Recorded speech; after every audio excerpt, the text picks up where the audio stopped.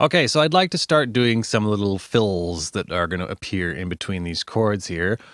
But I'm thinking that I also want to be able to have the drums stop playing. And currently, we've just got them all running in UltraBeat's built-in sequencer. So I think we're going to have to somehow get these out into MIDI land so they're not just playing internally. And luckily, there's a few ways to do it. And this is one of those ways. There is this ability to drag to arrange window. And what that does is lets you get the MIDI out of UltraBeat's sequencer and into your sequencer. So if I click, hold, and drag, see I get that old plus button and I let go and there's my UltraBeat MIDI. So inside here is the MIDI representation of UltraBeat's sequencer. So you can see I've got my different velocity little hats there, and then you can tell that one's the kick, and that one is the snare, obviously. So there's a few ways that we can go about laying this out nicely in our project, because right now we just have the one MIDI file with these notes in it, which I find to be a bit of a pain. I would much rather have 3 MIDI files, one with each of our sounds on it.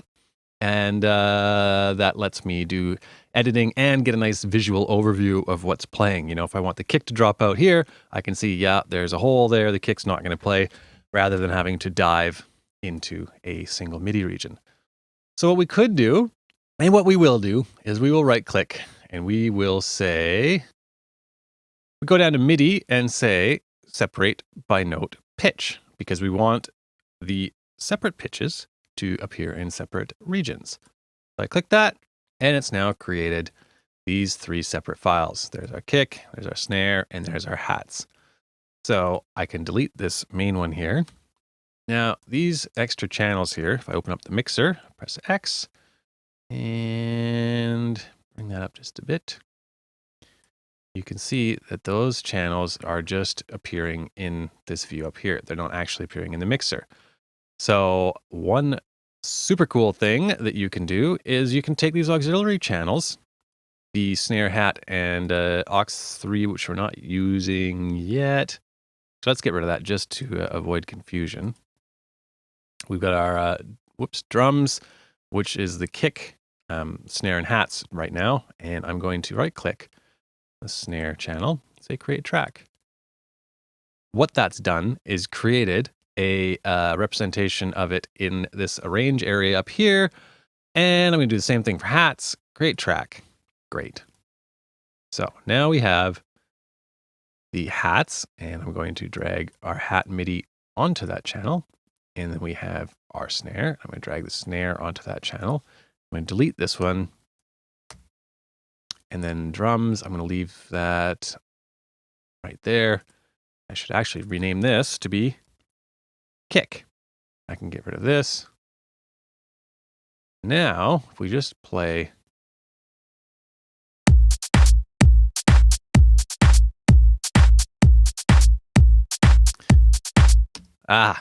See what's happened. It has now kept playing, and you'd think, why are my drums still playing? That's because I haven't disabled the sequencer in UltraBeat yet. So it's as simple as turning it off.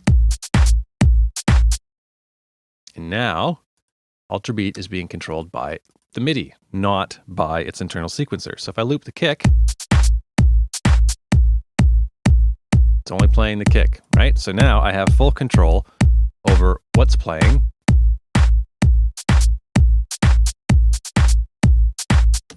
And it's as easy as doing things like this when you want to have your snare break or your hats, and it's much easier to do fills and whatnot. So let's go and do a little bit of fill creation, shall we?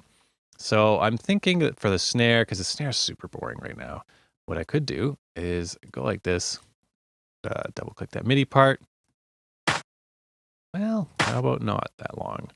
We could just do something really simple like this, just so there's a little bit of a fill.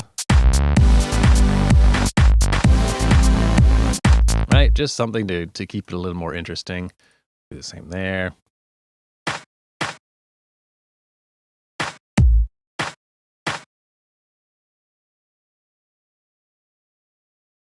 Oops. That's what I want.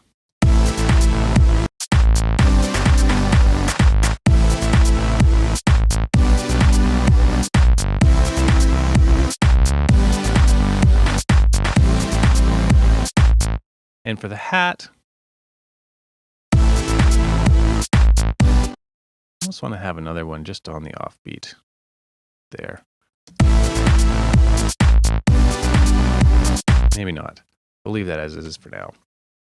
Right, so that's just, now we've done the fills. And in order to keep things properly named, we'll select the regions and then we'll do the old name regions by track name. If you want to get real tricky, you can go Shift N, do snare fill 1. Whoop. Snare fill 2. Okay, and that'll make life easier when we're copying and pasting things later on, where we want to chuck in some more fills and whatnot. And this is a great way to get total MIDI control of Ultrabeat, as well as maintaining all your auxiliary tracks and your mixer channels.